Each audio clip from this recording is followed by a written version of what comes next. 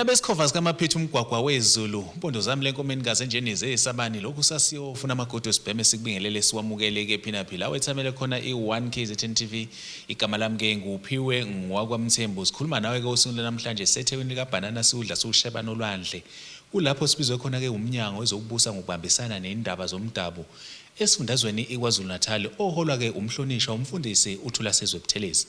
Umhlonishwa ke uthe usuku namhlanje njengoba sila uzosichazela ke esihlahleleke indaba njengoba ke ebize abahleli bomcimbi ingoma kazwelonke esaziyo ke ukuthi umcimbi lo othatha ke inkumbi zabantu abaphuma ke engxenyeni ke ezahlukahlukene zeyifundazwe zezwe ke laseNingizimu Afrika nokuyilapho khona befisa ukuthi ke bezojabulela ke ubumnandi obusuke ke bulethwa ke amaciko ahlukahlukene khona lapha ke eThekwini. Namhlanje ke ungqongqoshe usitshela ukuthi ukusukela namhlanje kuyaphambili ingoma kazwelonke ayisoze yafana neyake yabakhona ke eminyakeni ke edlule njengoba ke lo mnyango usungene ngomkhono nesiphanga ukuthi ke uxhase le ngoma ukuze onke ke amaciko ezokwazi ke ukuthi ke ahlomule kulona ke lolu hlelo oluthinta ke ingoma kazwelonke. Ngiyafisa ukuthi ke sinikezena ke umfundisi ithuba okuyena ke ozothi ke esicacisele esihlahlele yonke ke indaba ukuthi lolu hlelo luqhamuka kanjani futhi ke luyohamba luhambe ke ufike uma ngabe sithi abakhulume. Ingoma kazwelonke ingoma yakithi iqhakambisa isintu sakithi njengoZulu. Ngakho ke njengomnyango kwaKhokta sibone kufanele ukuthi sondele sizofaka ihlombe ukuthuthukisa ingoma kazwelonke. Njoba sazi ukuthi umnomzana umcineka kade igqugquzela lengoma lomcimbi usonyakeni wesine kulonyaka. Ngakho ke sibone sengathi kungakuhle ukuthi sisondeze amakhosi ngoba kakade ingoma isuka eindaweni zamakhosi asendlunkulu yonke leminyaka abegqugquzela ukuthi kudlalwe ingoma emakhaya. Kulonyaka ke sizowahlonipha amakhosi abe negalelo elibanzi ekuthuthukiseni ingoma emakhaya. Sihloniphe futhi njengomnyango amagoso okuyiwona enza umsebenzi omkhulu wokuqoqa intsha ukuthi ikwazi ukugida ingoma. Kodwa phezulu kwalokho njengomnyango kwaKhokta sibona ingoma izokwazi ukuthi ihlanganise abantu abasha. Kunendawo eziningi lapho kukhalwa ngodlame olubhekiswe kubantu besifazane kukhalwa ngobugebengu. Sibona ukuthi uma kulezo indawo singafundisa intsha ingoma iyokwazi ukuthi ihlukane nezinto eziholela ekutheni bangene ebugebengweni. Mbukeli ke lapho ekhaya uyena ke ngempela ke umfundisi uThidi Buthelezi ekade sikhuluma naye ke ungqongqoshe ke walomnyango wakwaKhokta kulesi sifundazwe saKwaZulu Natal ngempela ke ekade echaza indaba ukuthi lo mnyango ungenelele kanjani ekutheni ke ube ingxenye yomcimbi ke omkhulu kangaka. Kodwa siyafisa ukuthi sikhulume ke nomhleli walomcimbi uyena ke uXolani Imcineka naye ke ozothi ke asitshele ukuthi kusho ukuthini njengoba echaza ukuthi lolu suku alukho olukhulu nje kuona ke amaciko kuphela kumbe namagoso kodwa kubona bonke abantu ke abakhele ke izifunda nezigodi zamakhosi ukuze ngempela ke kube yibona njengoba sazi ukuthi ibona ngempela ke abahlomla kakhulu kulolu hlelo ke lwenjabulo olusuke ke ingoma kazwelonke. Siyafisa ukuthi sikhulume naye ngaphambi ukuthi sidlulele ke nakumaciko abe yingxenye yalolu hlelo uma ngabe sithi ke abakhulume. Mhlasimbe umsakaza ngikusho ukuthi akulona usuku olukhulu nje kuphela kuthina akulona usuku olukhulu kumagoso usuku olukhona kubantu bakaZulu bonke usuku olukhulu kubantu abathanda isintu kwiSouth Africa yonke ngoba into ebalekile nenselelo ekhona eyokuthi masenze izinto zesintu singazinyanyalati masenze into zesintu sizenze ngayo yonke indlela. Ngicabanga ukuthi umzili ungqongqoshe ethi ingoma idinga ingene ngisho ko Chesterville ingene nakonanda ngenxa ukuthi ingoma sesikazile ukuqonda ukuthi ingakwazi iyalekelela kakhulu ekwazini ukulwa nobugebengu nasekucontributeni ekutheni abantu bakwazi ukuthi bayiphathe kahle. So uma ngabe ke uhulumeni ethatha igxathu lokwazi ukusondela kanje ingoma ayifukule, ngicabanga ukuthi ke thina njengabantu bakaZulu ukuthi sishayile ihlombe lokho ngayo yonke indlela, ngoba siyazi ingoma ukuthi idala muphi umehluko kwisizwe samakhosi, siyazi ingoma ukuthi inamuphi umthelela ekuyiphatheni kwabantu bamakhosi. Ngalondlela ke uma ngabe sekusondela ngisho amakhosi uqobo ke manje, ngoba amakhosi azobe khona engomeni emaningi kangaka, amakhosi esesondeze ngalendlela futhi ezohlonishwa, kusho ukuthi ingoma isibusiseka kwamanye amazinga. Ngingasho ukuthi ngomhla ka-21 June kulenyanga sakuyona eMabhida kwingoma kaZwelonke, ingoma ezizobe sinayo izobe ingafani nezinye ingoma ezike zaba khona ngenxa yesibusiso nesisindo samakhosi ukusondela kwamakhosi, ngoba singabantu bamakhosi msakazi. Le ifana nokuzalwa kabusha, ukungenelela kukaCopter engomeni kaZwelonke. Ingoma kaZwelonke bekuyiyona nto ebinkulu kodwa uyiyona nto ebibukelwa phansi, yabona. So manje kuthina kufana nokuzalwa nje, kusuku lokuzalwa olwanamhlanje, ngoba uma ngilalela izinto ezishiwo amalunga kanye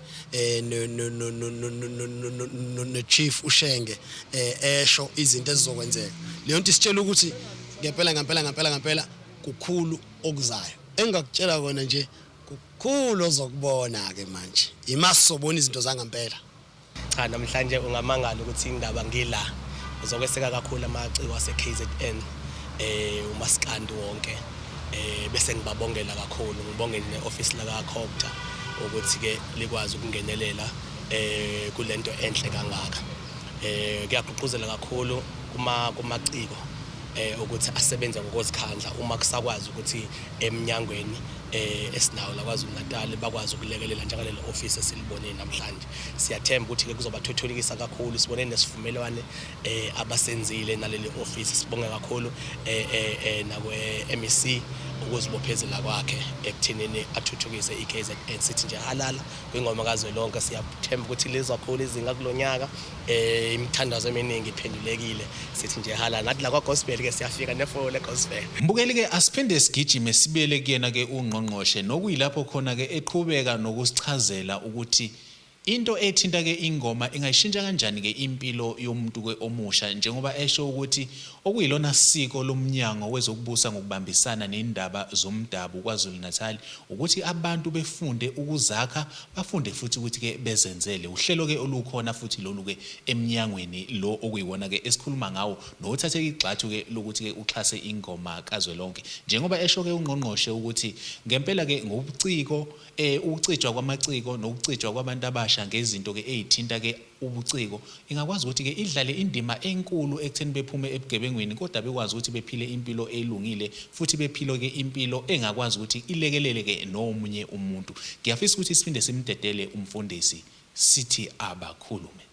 Sibona sengathi masingafundisa intsha ingoma, lokho kuzokwakha isimilo kubantu abasha ukuthi bafunde ukuzakha, bafunde ukuzenzela nokuyibandakanya nento ekwazi ukuthi ithuthukise impilo yabo.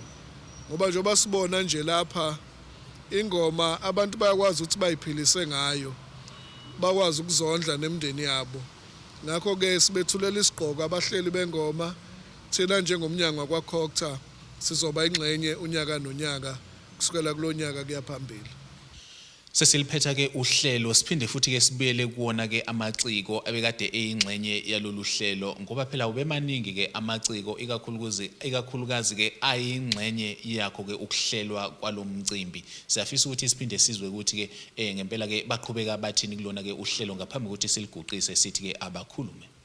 Esikujabulele kakhulu ukubona ungqongqosho esondela kakhulu ngomnyango wakhe.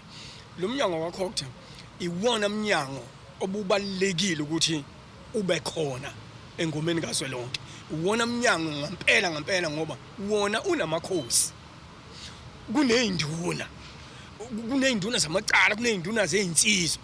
Bonke laba bantu baqhamuka ngaphansi kobugoso, baqhamuka ngaphansi komphakathi.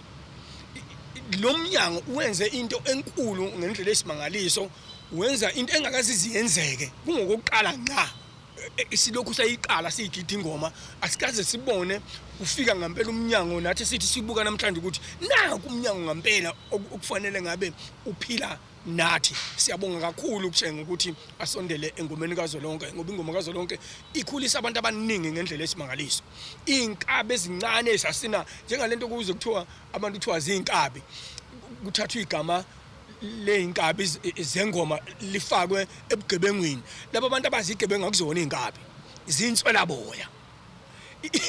Inkabi umuntu la otheniwe onikezwe umthetho uba ngeke kube ngaphansi komthetho ungekho ngaphansi kwegoso. Usho ukuthi laba bantu ababizwa ngeinkabi zinswela boya. Inkabi yilezi eziphethwe amagoso. Siyabonga kakhulu eminyangweni. Mfowethu ziningi izinto ezoxazululeka noma ngike ngibalule okuningi ngizosho nje mhlawumbe ku2 enginenkolelo yakho.